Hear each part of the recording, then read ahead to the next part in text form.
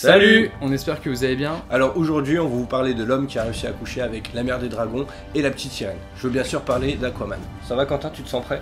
Bah écoute, comme un poisson dans l'eau. C'est parti!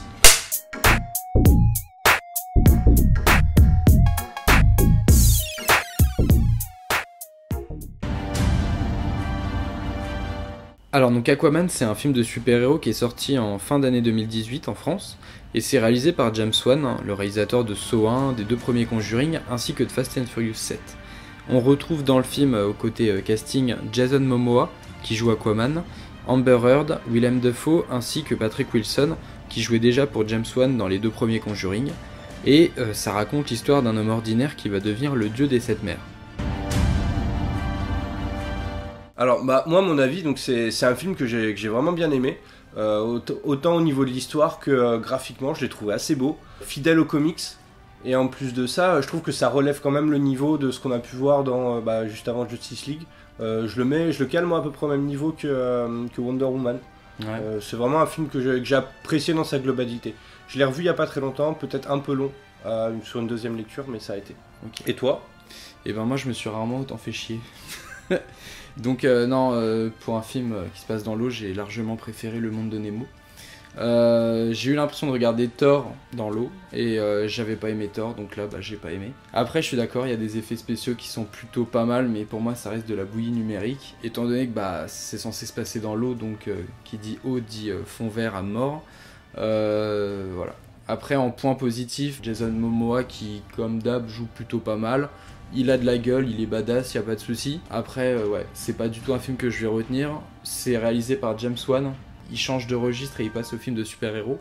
Et y a pas de plan ultra marquant, voilà, bouillie numérique. C'est calibré, c'est un produit hollywoodien, blockbuster. Voilà, 2h20 d'action et c'est tout ce qu'il y a, quoi. Est-ce que c'est pas ce qu'on s'attend à voir quand on va voir ce genre de film? Toi oui. Oui. Moi un petit peu, voilà, c'était ce qui était prévu. Pour ceux qui aiment le genre, je pense qu'ils seront pas déçus. Moi j'aime plutôt le genre de super-héros, mais avec un petit peu d'intelligence, et là honnêtement c'est un peu bourrin, scénario un petit peu prévisible, et ouais, pas de fulgurance, quoi. Alors après notre avis, là on va passer à une partie spoiler, on va rentrer beaucoup plus en détail dans le film. Si t'as pas vu le film, si tu veux le découvrir, si tu veux garder la surprise, tu peux arrêter maintenant la vidéo. Et là, c'est parti, on spoil le tout. Allez. Alors, Alex, il y avait des scènes sur lesquelles tu voulais revenir plus en détail. Ce que je voudrais faire, c'est revenir sur la scène qui se passe en Sicile. Ouais. Donc, quand Aquaman et sa compagne arrivent pour chercher les prochains indices au niveau du trident. Et donc, au bout d'un moment, voilà, il y a Black Manta qui arrive, donc avec ses nouveaux équipements, et là ils vont s'affronter. Et j'ai bien aimé en fait toutes ces scènes de combat, qui est quand même assez long. Je sais pas exactement combien elle dure, mais qui est quand même assez long. Ouais, une dizaine de minutes. Je pense, ouais, une dizaine de minutes. Donc on a deux affrontements, donc on a la jeune fille qui se bat contre les sbires, et donc Aquaman contre Black Manta. Black Manta qui est un méchant emblématique.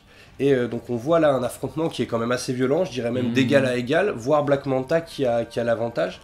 Et en fait j'ai bien aimé voir dans cette scène beaucoup d'éléments qui sont très fidèles aux comics, en réalité, sur les origines d'Aquaman. Et j'ai trouvé que les effets spéciaux étaient pas trop mal, ça pulsait, c'était pour moi une bonne scène d'action. D'accord, alors pour moi qui n'ai pas lu les comics, du coup je sais pas si c'est bien développé par rapport au personnage ou quoi que ce soit. Moi cette scène, ça se regarde, moi ça m'a rappelé en fait Tintin et le secret de la licorne là. En fait avec les toits, oui, ça saute de toit en toit, bon voilà, donc c'est plutôt pas mal fait comme scène. Moi particulièrement ça m'a pas vraiment plu, voilà, parce qu'il y a Black Manta. Alors Black Manta c'est le méchant du film, mais qui est pas vraiment le méchant principal du film, c'est un sous-fifre en fait. Black Manta qui est pour moi un mélange de Ant-Man et de Black Panther. On a surfé sur les deux vagues, on savait pas quoi faire. Black Panther s'était déjà pris, Ant-Man s'était déjà pris, Spider-Man s'était pris, on est DC Comics, allez, on te fout ça là-dedans, on fait un Glooby-Boulga et hop, Black Manta sort. Pour moi, c'est juste un épisode de Power Rangers, moi. Ce skin qui est moche comme tout. Pareil, au tout début du film, alors, on va revenir sur la scène, mais au tout début du film, donc la scène d'intro, donc il y a Nicole Kidman, rajeunissement numérique, complètement botoxée, elle est lisse comme tout, enfin bref, ça aussi c'est un autre détail, mais ça m'a choqué. scène du début, elle se fait arrêter donc dans la maison du père d'Aquaman, je sais pas son nom ou quoi que ce soit. Les mecs qui arrivent là, ils ont des costumes, mais moi j'ai cru que c'était Power Rangers. Ils sont blancs, bleus, ça scintille et tout, enfin c'était... Enfin c'est bas de gamme, enfin, moi ça m'a pas plu. Je suis quand même d'accord avec toi là-dessus. Sur cette scène, quand j'ai vu cette scène, j'ai dit, oula, où est-ce qu'on va? Ouais. Je me suis dit, budget costume, devait plus rester grand-chose à la fin pour les sbires, quoi. Ouais. Mais après, ça m'a pas spécialement trop choqué. Disons que je pense que je me suis fait une raison tout le long du film, que ouais, ces sbires-là ont vraiment t'as raison, des méchants de Power Rangers. Je me suis fait ma raison aussi, du coup, par rapport à ce film. Pas Comme trop quoi, on ne peut pas tout aimer.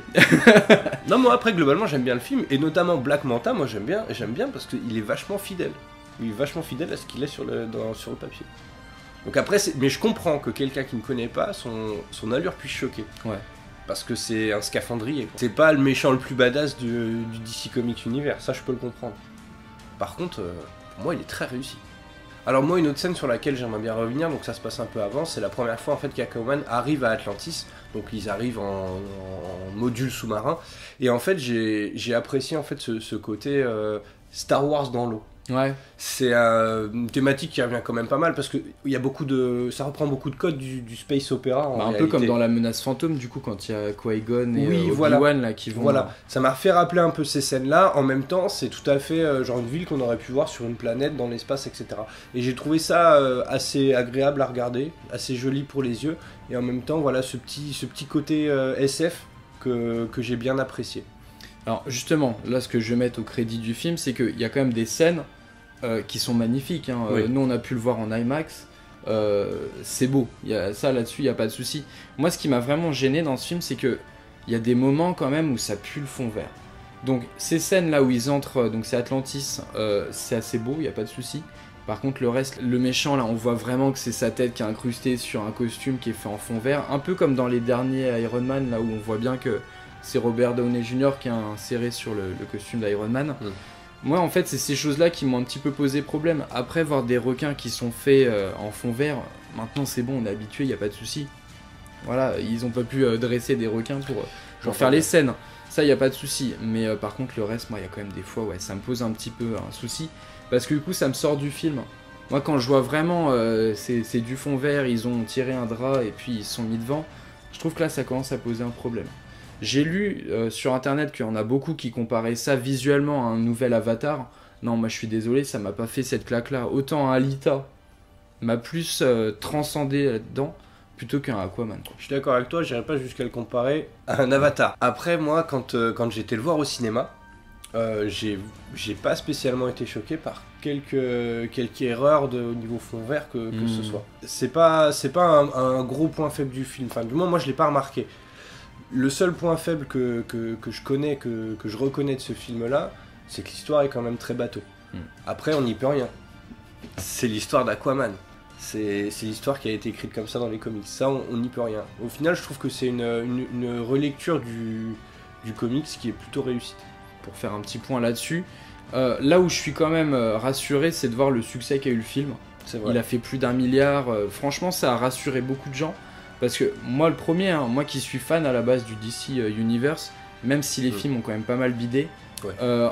Si on devait citer des vrais bons films du DC Universe qui ont plutôt marché, il y a eu Man of Steel et Wonder Woman.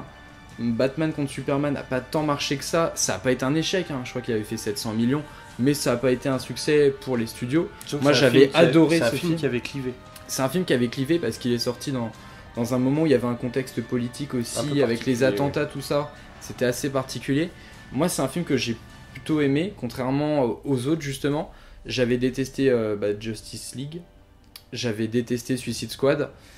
Man of Steel, ça allait. Et du coup, voir là tout cet engouement pour Aquaman, moi, ça me fait plaisir parce que je me dis ça peut peut-être permettre de relancer d'autres films. Moi, c'est aussi pour ça que je tire quand même mon chapeau au film. C'est que c'est quand même bien d'un meilleur niveau que tout ce qui nous a été proposé jusque-là. Non, je peux pas dire ça. Mais c'est d'un meilleur niveau que les Suicide Squad, les Justice League et compagnie.